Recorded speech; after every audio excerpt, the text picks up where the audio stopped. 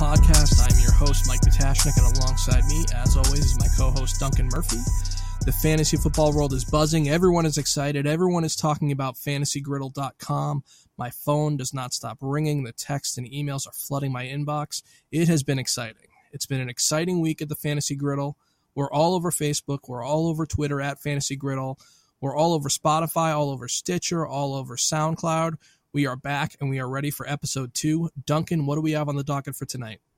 On tonight's show, we're talking about running backs. We're going to go through the top 12 ADP according to Fantasy Pros.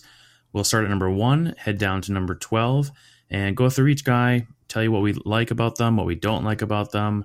We'll tell you where we have them in comparison to the ADP, so hopefully you can find a few diamonds in the rough and also avoid some potential busts in the first round. Great.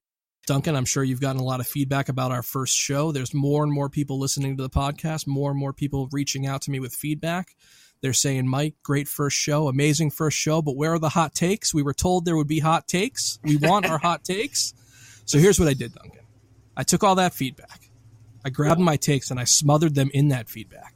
I let it marinate for several nights. I put them on the griddle a little while ago, and I'm ready to take them off and serve them to you, our listeners.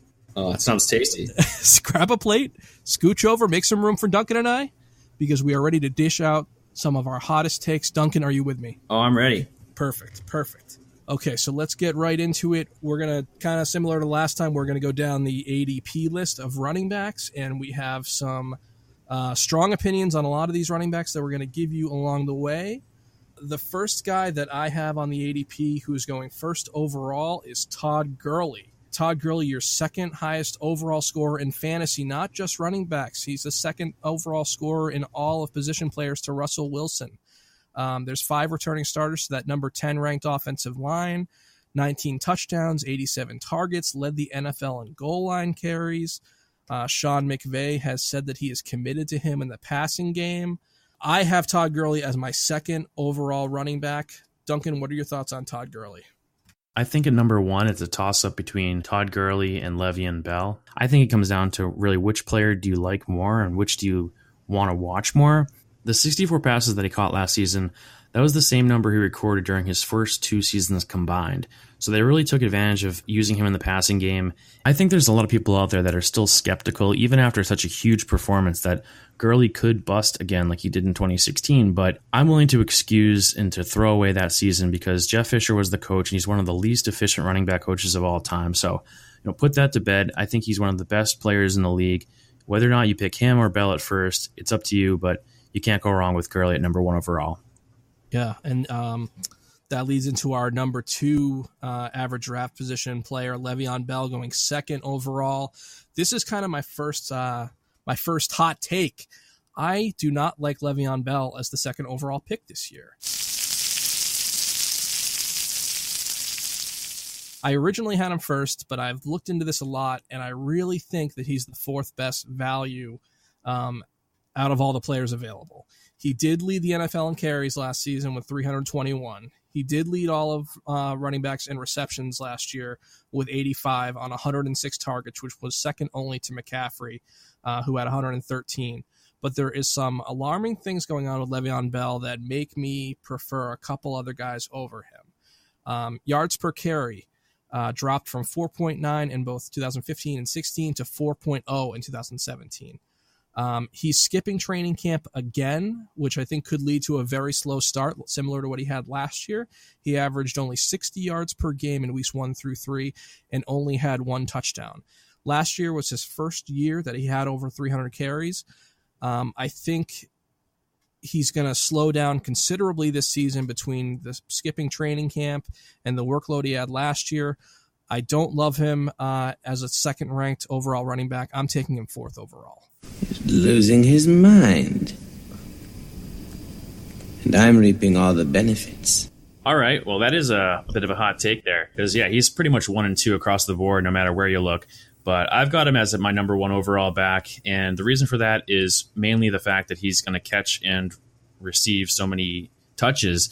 This is probably his final year in Pittsburgh. It actually is very likely. He even said that. They were not able to work out a contract. So Lev's going to be pushed this year, and they're going to give him as much work as possible. They've really got no no worries about overworking him. Obviously, they want to keep him fresh as the season goes on for the playoffs and such, but I see him having possibly even more carries than last year. You also got to think, Lev Bell, he's about the money. He obviously loves the game, but he's trying to get paid, and he's motivated. He's going to be ready to show the league that he's worthy of this massive contract. Add in that he's got the number 4 overall offensive line, and he's a clear shot number 1 for me. He certainly loves money. That is for sure. Who doesn't? That's also true. Ezekiel Elliott coming in as the number 3 overall player, your third running back, kind of a lot of running backs here in round 1, a very heavy running back early draft.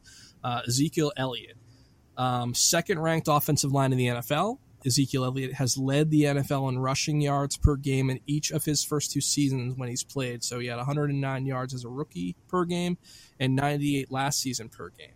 He's an absolute workhorse, averages 28 touches per game last season, and without the suspension was on pace for an ungodly amount of carries. 387 carries was the pace, which is unheard of in this pass-first, up-tempo NFL. He does lack the receiver upside of a lot of RB1s. So as you get into a half-point PPR, which is kind of what we're gearing towards, and as you get into a full-point PPR, his value definitely does drop in comparison to other running backs who have more receiving capabilities. But I think number 3 is exactly where he should be, and that's where I have him. Zeke's a beast, and it's just ridiculous that he was able to put up so many yards in 10 games last year. He had 983 rushing yards, 7 touchdowns, and you're right, he's just going to get fed the ball over and over and over again. Personally, I love watching him. I think he's entertaining. I love when he does the little eating the soup out of the bowl thing.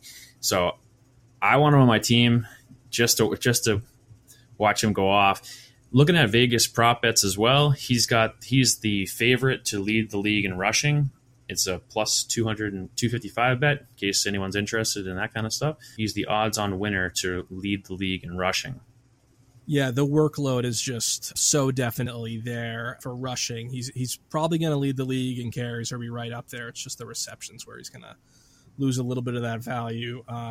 My next hot take. Let's hear it. Oh, yeah. Going 4th overall is David Johnson.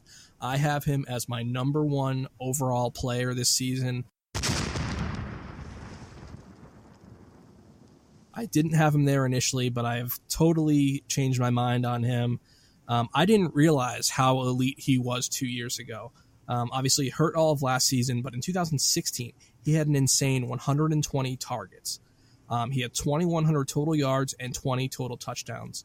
To put that in perspective, the 120 targets was 24th highest in the league. He had 1 less than Michael Thomas, who's the first receiver for Drew Brees. He had more than Kelvin Benjamin, more than Brandon Cooks, more than Stephon Diggs. That is insane. His 2,118 yards were over 100 more than Zeke, who was second. There's no competition for work in Arizona. I am concerned about the quarterback position with Bradford and Rosen, but that's just going to more solidify his role in the passing game, I feel. As good as Gurley was in 2017, Johnson was a point better per game in 2016 when he was the 4th overall player in fantasy. Last year, he was definitely injured, can't debate that, but it was a wrist injury, and I think he has the freshest legs out of any RB1. I'm taking him 1st overall if I have that first pick. Interesting. That is a scalding hot take you got there. And I had him on my team that wonderful season where he put up 20 touchdowns. So I love Johnson. I am concerned about the quarterback, and I think the team in general is going to be much worse than years past.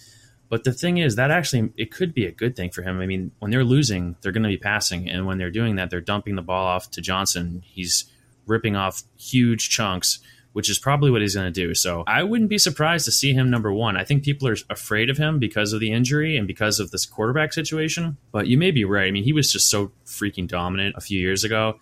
Okay, so we'll be back in a moment, and we'll have our next tier of running backs based on their ADP, which is going to include Alvin Kamara, Saquon Barkley, Kareem Hunt, and Melvin Gordon. With the 67th pick in the 2017 NFL Draft, the New Orleans Saints select Alvin Kamara, running back, Tennessee. And the 2017 AP Offensive Rookie of the Year is Alvin Kamara. Man, I'm not going to say too much. On first down. Breeze slides through. Kamara makes a man miss. That was Coleman out of bounds near the 10. One-on-one, you're going to see that Breeze is he's trying to get the ball down the field. He's hoping for a bigger play, but he comes underneath then to Kamara, and then on top of that, he's hard to tackle. So Kamara, the running back. Swing it over to him. Barwin trying to make a tackle. Kamara too quick and too shifty, and he's got another first down, and he's still going. Okay, we are back. We're getting into Alvin Kamara, who's the 5th-ranked running back, number 6 player overall based on the ADP. Obviously, a huge breakout last year for the Saints in his rookie year. He's going to have a full workload these first 4 weeks of the season. There's no Mark Ingram, who's suspended. There's no Adrian Peterson getting in the way and slowing down that offense to begin the season and ruining our fantasy lineups, wondering what he's going to do. Kamara had 81 catches on 100 targets last year.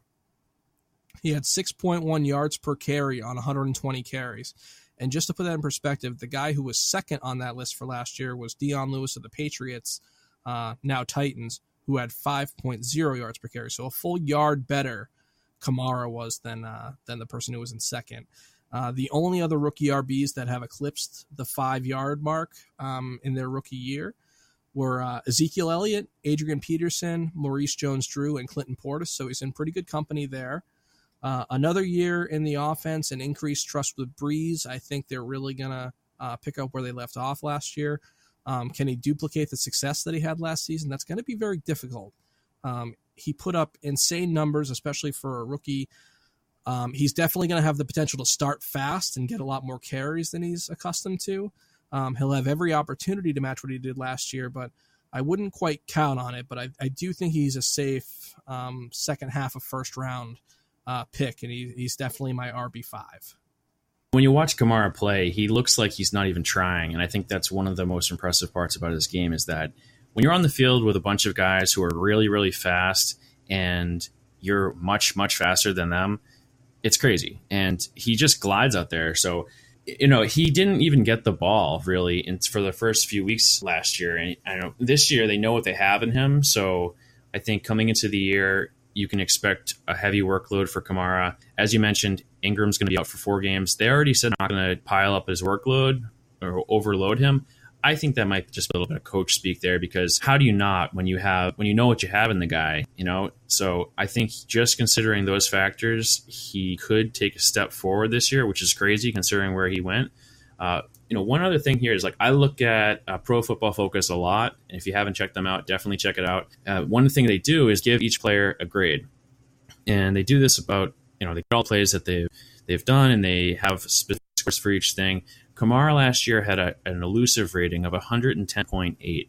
Okay, and that rating is the highest they've ever seen in 12 years of grading this specific metric. He had a 90.5 overall grade, which was tops among all running backs. So Kamara is a fantastic talent. I think adding him as your RB1 is a very wise choice. Some people might be worried about regression, but just based on these advanced statistics, I really don't see that happening this year. Yeah, and Kamara was such a great player last year, despite it being his rookie year.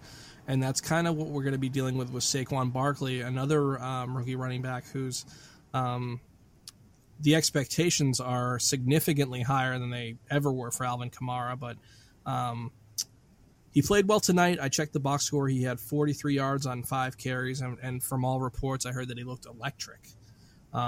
He's the second overall pick from this year's draft. He rushed for over 3,800 yards in his 3 years at Penn State, averaged over 5.7 yards per carry, which is really good. The thing I like about him is he's a great blend of power and speed. He's a 230-pound running back who runs a 4.44. He also can catch the ball out of the backfield. He caught 54 balls out of the backfield last year in college. The Giants did sign Jonathan Stewart, but he looks so slow and old every single year. I don't think he's going to make it out of the preseason. I don't think he's a factor at all. They have no more Shane Vereen to be a change of pace back or anything like that. I think Saquon Barkley is a very safe pick at the end of round 1. He's a 3-down, year 1 bell cow. And if you're playing in a keeper league where you've already kept players from the previous year, I think this guy has to be the number 1 overall pick in keeper leagues or dynasty leagues. I wanted to downgrade Barkley this year because I typically don't take rookie running backs this early in the draft, but it's rare to see a running back get picked as high as Barkley has. I watched the preseason game today, and just seeing that one run that he had, I literally said, wow. I said, this guy is going to be amazing. He had nothing. There was 4 guys in front of him. He sidestepped one of them, cut it inside, and then just exploded past the safety. So it's tough to not call him a top 6 back. What do they have him at for ADP, did you say? 6th ranked running back, 7th overall pick. Yeah, I mean, I think a lot of people are going to be afraid to pick him there because he's just unproven, and I'm doing air quotations right now, unproven because he's a rookie. But considering his college career, also considering the results of the combine, listen to this. This is the craziest thing I've ever read about a combine. So his numbers in the combine put him as stronger than Joe Thomas. He's quicker than Deshaun Jackson, faster than Devin Hester, and he jumps higher than Julio Jones. Okay, that is insane. He has a 41-inch vertical. He runs a 4.4 40, and his 10-yard split was 1.54. That's compared to Deshaun Jackson, slightly faster. 29 reps on the bench press as a running back. It's ridiculous. And, that guy's a freak. You put him in a situation where he's going to get the ball a lot, so you can't not like him as a top 6 back, really. He could even finish. Never know. He could go much higher than that next year. But concerns that I have with him would be the Giants just sucking, Eli Manning really not being very good and being on the downside of his career. They actually do have a pretty good defense this year. They've improved, so he will probably be in some positive game scripts. So that's good. But he also catches the ball out of the backfield, which is going to give him a nice solid floor. The offensive line is pretty poor there. Let's take a look here and see where they're ranked. I believe they're in the bottom half. Giants are... Bear with me. That is so weird how your mind just goes blank. For God's sake, just give me the damn number! Yeah, the Giants are the 25th overall ranked offensive line. So he's got a pretty shitty offensive line, frankly. But a guy like this who's so talented and so explosive, he might be a kind of player that can make do with that poor offensive line. Strengths of schedule, he's kind of middle of the road. So if you're looking at him and you're thinking that this is a risky pick in the first round, I would put those concerns to bed. The next guy that we have up is Kareem Hunt. He's the 7th overall running back, and he's being drafted 11th overall. Kareem Hunt, NFL rushing leader last year, 1,327 yards. I feel like in the past, Andy Reid has shown us that he's not a committee coach. He's almost always had one running back that he really, hammers into the ground, going back as recently as Spencer Ware 2 years ago, Jamal Charles for several years, even back to the days of LaShawn McCoy and Brian Westbrook when he was in Philadelphia.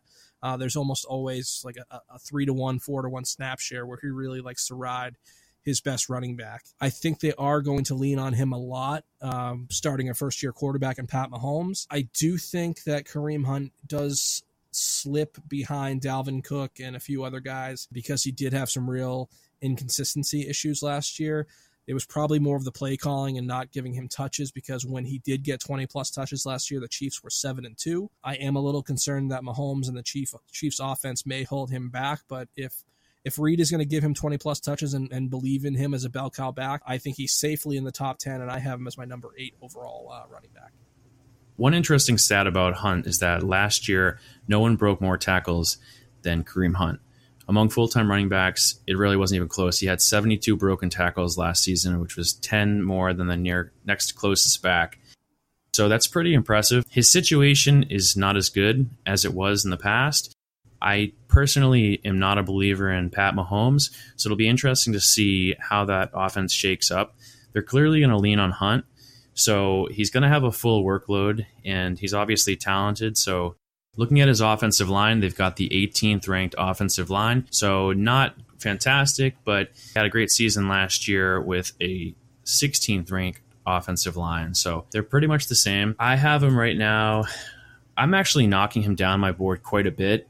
They've got him at 7. Currently, I actually have him outside of my top 12. I have him ranked at 14. The reason that I have him there is because I'm just not confident in Patrick Mahomes. He very well could struggle, and that is going to lead to Hunt facing a lot of 8-man boxes. And if that happens, it's going to be tough for him to put up even close to the same numbers. So, going from Alex Smith to Patrick Mahomes, in my mind, is a huge downgrade. I think the offense as a whole is going to take a hit. He doesn't have the best offensive line in the world, but he did it with the same line last year, so he's a talented player. But considering the downgrade that he's getting at quarterback, I think he could take a significant hit this year. I agree. It's a real concern, and if you have a choice between Kareem Hunt and a top-tier wide receiver, a Julio Jones or DeAndre Hopkins or Odell Beckham, I think you really got to consider going wide receiver if those are your two options, because I have Kareem Hunt as my 8th running back, and I don't love him there. I do feel that he's the 8th best running back, but I'm not in love with him in that position. I'm also not in love with Melvin Gordon, who I had last year and I just wasn't super impressed with. He was my first round pick last year in several leagues, and I think he definitely gets the workload, but I just don't think he's a super special talent in the league. He's yet to eclipse 4.4 yards per carry in any of his 3 seasons. He ranked 29th in the entire NFL in yards per carry last season. He had 100 yards only twice last year, and one of those games was included an 87-yard run against the Patriots. So I know you can't take out his longest run of the season, but if you did that, he'd only have one 100-yard game, and he'd barely squeak out over 1,000 yards on the year. I really felt like when I was watching his games that Austin Eckler was stealing a lot more work from him than he actually was, but I've actually bumped Gordon back up to 9th in my rankings because Eckler really wasn't that much of a factor cutting into Gordon's workload. It was about a 6-to-1 split. They have the 3rd easiest schedule in the league this year, and while I don't think Melvin Gordon is an elite talent compared to some other guys, the red zone work is definitely there, the workload is definitely there. And he very surprisingly and kind of quietly had 83 targets last season. So he's got to be in your top 10. I'm not in love with the player. It's not going to be pretty, but he's going to put up the numbers. Yeah, looking at Melvin Gordon from last year, he was the 5th overall running back at the end of the year. He had 284 carries and 57 receptions. The efficiency numbers really aren't great. He has never averaged more than, he hasn't, I don't know the specific numbers, but he has never had a very impressive yards per carry. The value for him really is the goal line touches that he gets in the red zone opportunities. And this year, the Chargers are going to have a great offense like they have the last few years. And he's, as normal, I think they're going to give him the ball on the goal line. He had 8 touchdowns in the ground last year, 4 through the air. Like you mentioned, 79 targets. So he's one of the few backs in the league that's going to contribute on the ground consistently. He's also going to get a lot of receptions. He had some injury concerns early on, but if you look at he played 16 games last year. Also, looking at some of the injury sites out there, there's one site called Inside Injuries, and I don't know if you've ever seen it, but they predict injuries based on an algorithm, and they're projecting him as a low overall injury risk, which is great. So he's not projected to miss any time. Just to give you more information about that site, the way that it works is they have orthopedic surgeons. It's not like I'm doing a sales pitch here, but they have orthopedic surgeons and data scientists that have built an algorithm that powers analysis and makes it simpler for you to get the inside scoop. Last season, they predicted injuries with 80% accuracy, so it's pretty impressive. They partner with Fantasy Pros, Roto Experts, Yahoo, and the Fantasy Network. If you haven't checked it out, definitely check it out, insideinjuries.com. And it's a pretty good resource for looking at this because, as much as we hate to see guys go down and that be a part of the game, it is a part of the game. And knowing who is more of a risk to be re-injured is important when you're drafting these guys this high. All right, next up, we have Leonard Fournette. He's the 9th ranked running back and 10th overall pick, according to Fantasy Pros ADP. Leonard Fournette kind of scares me. He's definitely he's my 10th ranked running back, and he scares me because of Blake Bortles. I know that we have Blake Bortles. Strong differing opinions. Yeah, come on. Yes. I love Blake. I know. I know that we're going to debate this. A Bortles-led offense could really hold him back. I think the elite defense offsets that, but I just wasn't totally blown away with Leonard Fournette last year. He had like lingering foot issues from the beginning of preseason through the entire year. He did end up averaging 80 yards rushing per game and had 10 touchdowns. He has the 5th softest schedule going into this season, but he had just over 1,000 yards. There were a few other running backs involved last year. I know Chris Ivory is leaving that backfield, so he should have the lion's share of carries. I just wasn't blown away with the production last year, and I feel like if that offense, which is lacking weapons, they lost Allen Robinson. He didn't play last year anyway, but I'm not in love with that offense, and I'm not sure that he could carry that offense by himself.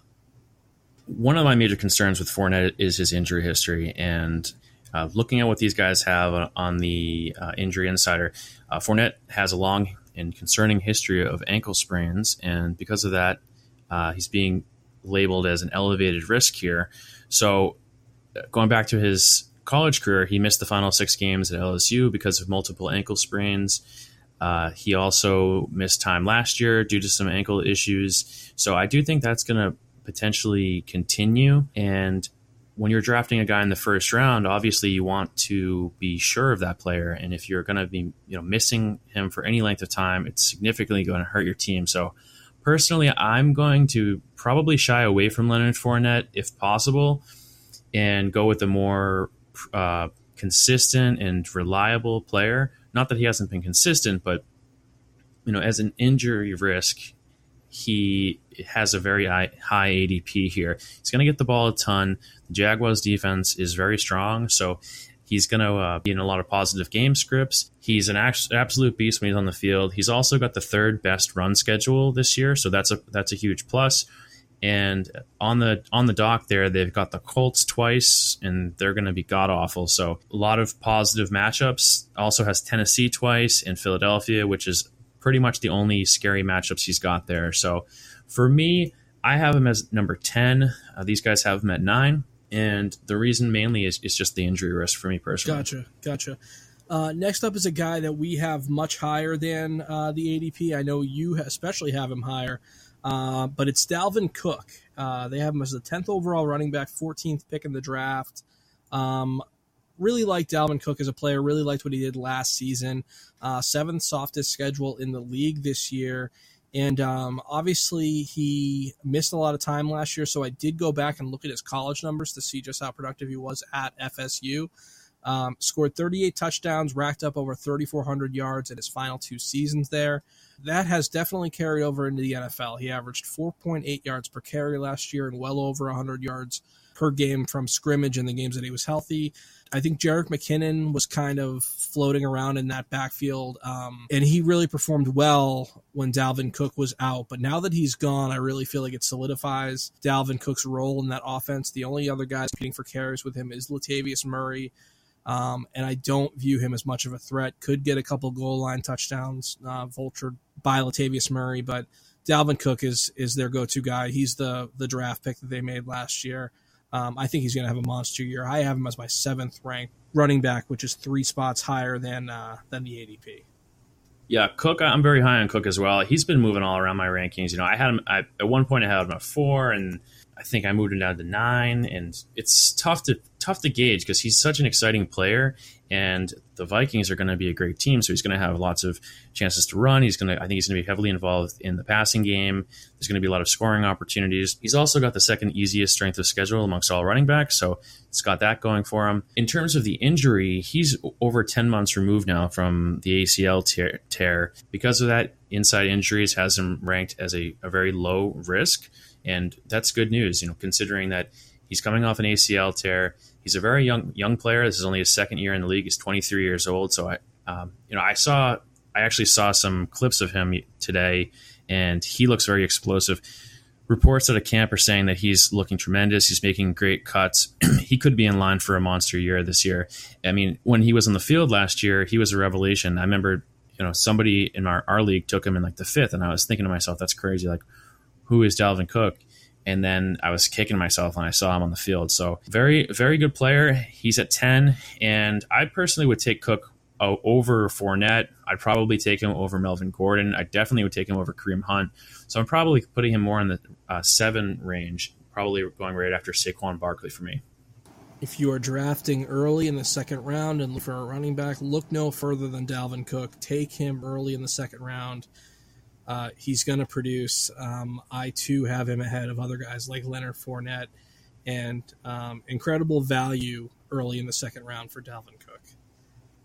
The next guy that Fantasy Pros has up is Devontae Freeman, 11th running back, 17th overall. Couple notes on him. I have him as my 13th running back. I've never been a huge Devontae Freeman fan. They are in such a committee with him and Tevin Coleman that it just makes it impossible for me to totally embrace Devontae Freeman, even though he has been good. He did have 39 red zone touches and 13 goal line carries last year, which was surprising for me for somebody that is sharing a backfield with a larger running back in Tevin Coleman.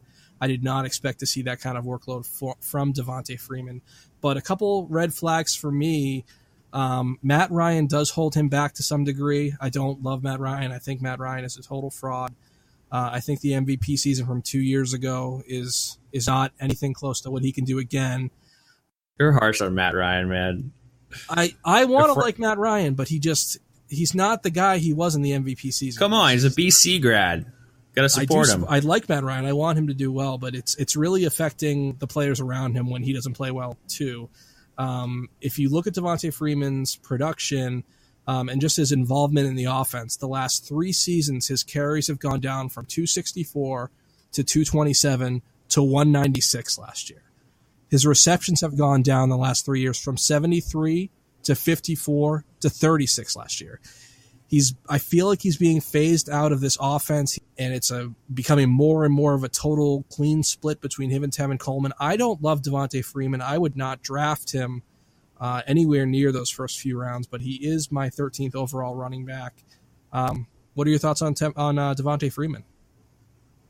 Personally, I think he's way too high here for me to take him. And I agree. He's being phased out of the offense. He's not nearly the player he was a few years ago.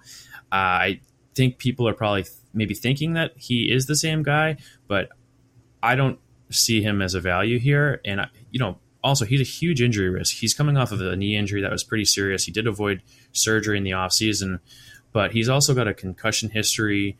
So a player like that going this high, top of the second round, I'm going to fade him significantly, so he's really not going to be on any of my teams this year. I think a much better option for your fantasy team this year that you can get in the late second, early third round is Christian McCaffrey. Christian McCaffrey is the 12th ranked running back according to Fantasy Pros. I have him right around there, 11th overall. Couple red flags for him too, but he's super productive. Ron Rivera does say that the workload will be there, but you have to think that C.J. Anderson is going to take on a similar role to what Jonathan Stewart was last year. I think that Christian McCaffrey, on a lower scale, could be like a poor man's Alvin Kamara from last year. He did have 7.1 targets per game, was super productive. A couple red flags, though. He had 0 goal line carries all year and only had 2 rushing touchdowns. Ron Rivera has shown that he's committed to having multiple running backs involved in the running game, going back to the days of Jonathan Stewart and D'Angelo Williams. Now it's, been Jonathan Stewart and Christian McCaffrey. He seems to like to get multiple running backs involved. And I think the presence of C.J. Anderson in that backfield is going to make it infuriating for Christian McCaffrey owners. I think he'll be very productive because of how many balls he catches out of the backfield, but I just can't picture him getting the lion's share of carries in the run game. It seems like C.J. Anderson is going to be a thorn in the side of Christian McCaffrey owners all year. So where do you have him in your ranks then? I have Christian McCaffrey 11th overall, but I don't feel great about it. I would feel great about him as an RB2, but I wouldn't feel comfortable with him being my best overall running back. So it sounds like he's probably not going to be on many of your teams this year, huh? No, I think with the spot that I know I'm picking in, I don't think he'll be there. I don't think it'll be an issue. I'd be happy to take him in round 3, but I think he'll be long gone. I really don't see a ton of value in the second round for Christian McCaffrey. Maybe towards the end, but C.J. Anderson, I don't think he's very good, but I think Ron Rivera makes sure that, Cameron Artis-Payne gets carries in that backfield. Fozzie Whitaker gets work out of that backfield. Best name ever. Yeah, it is. And he seems to utilize every running back on his roster. He'll plug them in from the practice squad one week to being their starter the next week. That happened with Cameron Artis-Payne a couple years ago. He was practice squad one week. The next week he had 2 touchdowns. He just likes to get all the different running backs involved, and that really caps the potential of their best players. Well, I'll respectfully disagree here because I'm very high on Christian McCaffrey this year. Personally, I think he's going to have a career year. I mean, he's only been in the league 1 year, so he's going to do better than last year.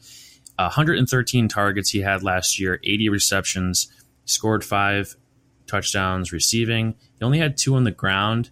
But personally, I think that he's probably due for a little bit of a regression boost there. Yeah, he might not get the goal line touches all the time, but he's a great player, and he's an explosive player.